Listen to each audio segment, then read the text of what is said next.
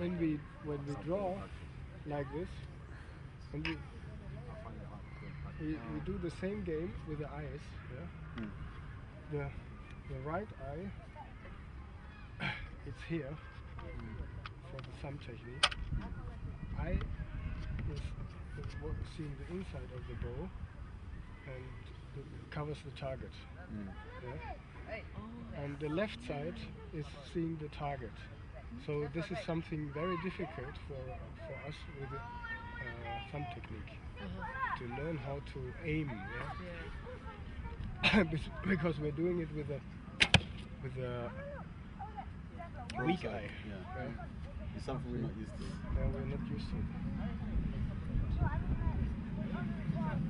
But there are many advantages on the thumb technique, especially on horseback. Imagine you sit in the horse and there's wind blowing. It's a fast galloping horse and the wind is blowing, and with the thumb technique the arrow automatically is always with the bow. Whatever you do, it's always with the bow. If you're using the Mediterranean, what will happen in the beginning, every beginner has this problem. Going like this, you have no chance to, and it takes so much time for horse archers to understand how you can get the arrows back to the bow with this technique. So difficult. And I think this is maybe one reason that all the Asian people coming from the steppe were using this technique, because it's so easy. Sitting on a horse, on a fast galloping horse, the arrow is always with the bow. It cannot happen. If you're using this one, it's so difficult. You have to squeeze the finger like this, and this is giving problems with the release. So this is one advantage on the thumb technique. The other advantage on the thumb technique, the steppe people, they always had very small bows. Small bows is very convenient. When you sit on a horse, you can move, and you don't get interfered with the horse. Some maneuver, where you can do like this, very easy. Shoot upward, downward, you're free. With a long bow, it's very difficult. You have always to consider the horse. Here, it's the horse neck, so you have to keep it like this. Here you're free. Again, here the belly, the hump. What's the back on the horse? Hind. The back Hind. of the horse? Hind. Hind. So you have to consider this. Don't touch it. So you have to keep the bow like this. With a small bow, don't think of it. Do whatever you like. So they were liking those small bows. Also, they didn't have too much wood. The most wood they used was for burning, and the wood in their bows was very little.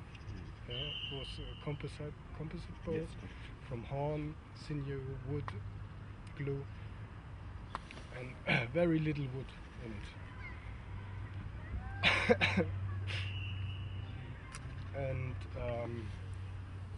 but when you have a very small bow, the difficulty when you shoot with the finger technique is to squeeze the arrow. You will squeeze the arrow. I'll show you why.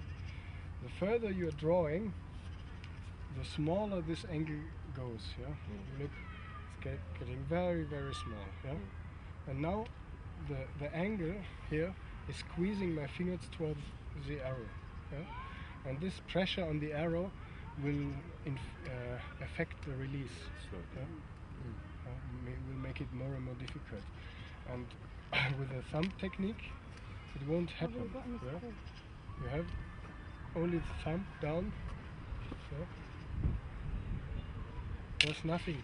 Oops, I will show it to you.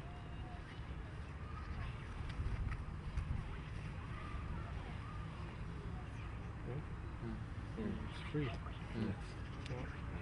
Take it out. Take it out. Pull out the arrow. Pull out the arrow. It's very. And now pull out the arrow. Yeah, sticks. Yeah, sticks. So this is an advantage on the thumb technique. Also, what I find out, the thumb technique has somehow. I think it's something with the eyes, because you're shooting with a weak eye. You're more in a way of shooting with your body, your heart, but not with the eyes themselves. If you are instinctive.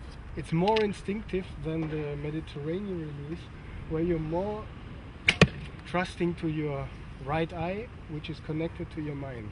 Yeah, the left eye is more to the emotional side. Yeah, and so you have a different approach to the target, to aiming, to all this. Yeah, and this makes the archery more, I think, for me, more satisfying also.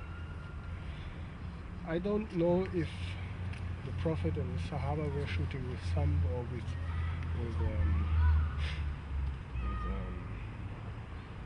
fingers.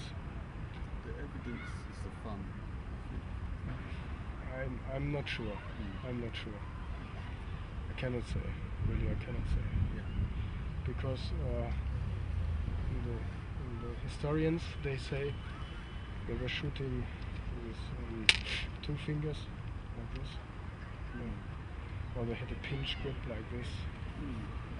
We don't know. There's so many types of how to draw and to pull, to shoot. Now to make you understand this, to get the arrow from the quiver. The first arrow. You get it from here. Put it here like this. Go back. You take it here at the knob. You turn it like this. So you take it like this from here, go back,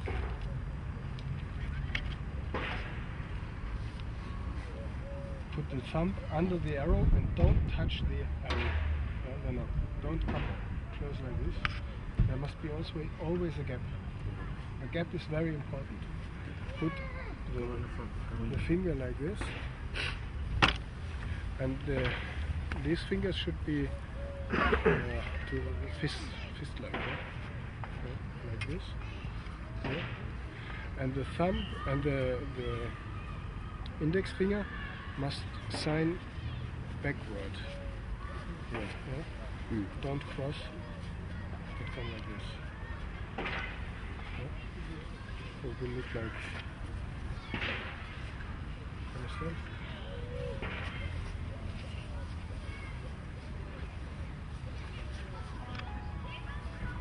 This is what the Turks were calling the closure. The closure. Yeah. Then it is useful to keep the bow at an angle, not straight, but like this. Yeah. And release. And then when you're knocking, are you feeling how to knock, or do you have to look? Because obviously you haven't got the. No, I'm not looking. Okay. Right. Never looking.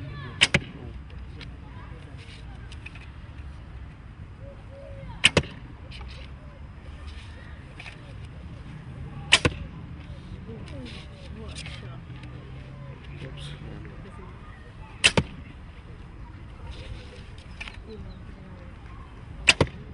So you just, when you're drawing up, are you feeling which of the This